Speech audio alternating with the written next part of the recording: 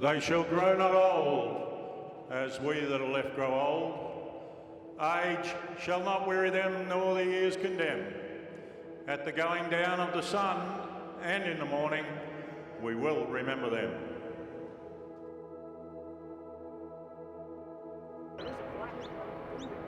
Yeah, we just had a walk through the shrine here in Melbourne, learning a bit about the Anzac and the wars and whatnot. And yeah, it was something that I've never done before, and I really enjoyed it, and I think a lot of the boys took something out of it. So yeah, it was good. Something I've wanted to do for a long time, playing an Anzac Clash, and now I get to do it. I'm very grateful, and I get my opportunity now, and I'll take it, and I can't wait. I don't think I've played it Sunday night at 6:15 yet, but just prepare like we're playing at 8:05 on a Thursday or Friday night, I guess. Nothing really changes. You still have that long wait during the day, and have your breakfast and have a nap. And I have a nap on my game day, so I always get that in no matter what time it is. But yeah, just got to prepare like we're playing every game of footy, and yeah, it should be a good day. Thanks, mate. Thank you. Now, as a 19-year-old, like most teenagers, I guess for me, it was a big adventure. It didn't dawn on me that I was actually going into combat until you got over there and you saw all these different parts of military equipment and helicopters flying around and all this sort of thing. You started, well, you better shake yourself up here, this is serious.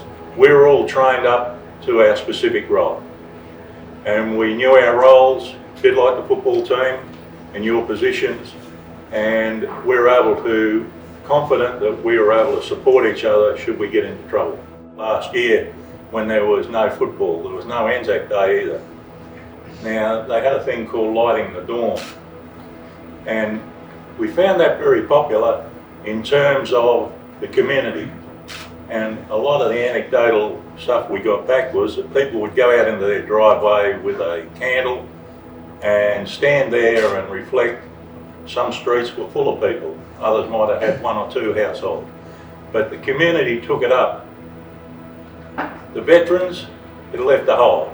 Like you said, we were all at home, there was no march, and a lot of the older veterans are not connected socially on the media with others, so they probably lost that contact.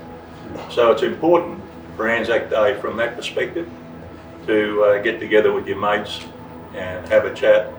And the march is secondary, I guess. It's about getting together and meeting somewhere and having a chat.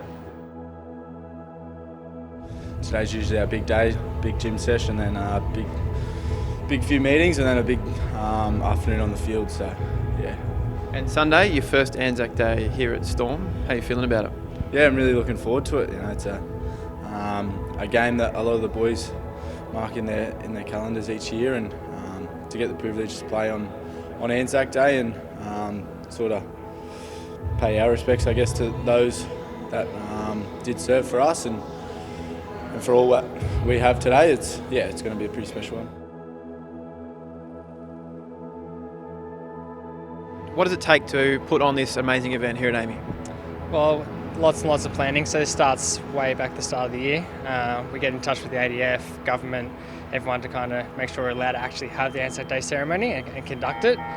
We get approval from the government, and then it goes into the planning begins from there. So on the night before, on the Saturday, we all come in, we get all lighting and everyone rehearsing, and then on game day, probably about 20 to 30 people come in from the production team, about 10 lighting guys, 5 audio, and then probably another 5 or 6 vision and camera guys come along and rehearse from 12 o'clock till I'd say about 4:45 when the gates open. Yeah, so everyone has different roles on game day. We have 4 volunteers come in. They'll be in charge of liaising with the cultural performances we have. So we also have the Indigenous Jiri group come, and they do a welcome to country and a dance, as well as the Tahani from New Zealand group, and they come along. So there's about 30 of those between both groups, and they'll be in charge of making sure they're in the right spot at the right time each day. The lighting guys, they have different roles. Some will just be techs and look after the lights that are on the field. Some will be actually pushing the buttons on the desk, and then there'll be others just floating around if there's any issues on the day. Audio, same deal. They'll be moving all the mics that you see for the different performances and on the stage. Yeah, so we work with footy with Ryan Hoffman and Frank, just mainly around the times the boys need to come on and off. because obviously we need to come off certain times so we can turn the lights off, and we can't turn them off when they're on the field. So probably 2-3 weeks in advance, make sure we're talking to Frank, make sure the footy department are happy from New Zealand and Storm, just make sure that everyone's aware of what's going on. Now, just for the fans out there that don't know, how long does it take for the lights to warm back up after you switch them off? So they have to be off for 10 minutes. So that's the big challenge. Like everywhere else around Australia, they can just turn them on and off at the moment, but we still have to have that time to let the lights turn off, cool down, and turn them back on. Turn them on too early, they'll blow, no game. Yeah, so I'm in charge of all the speed and fitness as my primary role, and then I also assist with the strength side of things in the gym. And basically, just running around and chasing all sorts of things from recovery and helping on field and warm-ups and doing some reffing when we need it. So a few little roles I pick up along the way. Yeah, so last week was a longer turnaround coming off that Roosters game. So it was a 9-day turnaround, so we had a little bit more time there. So they got the Saturday, Sunday off after the Roosters. And then we had a longer prep into the Warriors, which was obviously last night's game. So we generally do a 2-day succession, then a day off, then our final session, which is our captain's run, and then we play our game, which was last week. Yeah, it's changed a lot in the last sort of 5 years, 10 years, when research has come through, and now the boys, they really understand how important recovery is. Especially this week. Now we're going to the Sharks, which is just a 5-day turnaround. So, this morning we took them down to St Kilda, put them into the ocean down there, got their recovery going as quick as possible, get in through their massage, get through their flex, try and encourage them to get the good sleep. They're eating well, doing all those. They're the main things in recovery. We push them on, and they know they need to do that all week to get themselves up for Friday night again. Day after the big night, how did it all go from your point of view? Yeah, it went really well. The crowd was fantastic. We had 20,320 or so fans in. Biggest crowd at any park since well before COVID. So that was fantastic, and everything went really well. It was great to be back doing the iconic blackout for Storm, and the fans loved it. The cultural groups were amazing.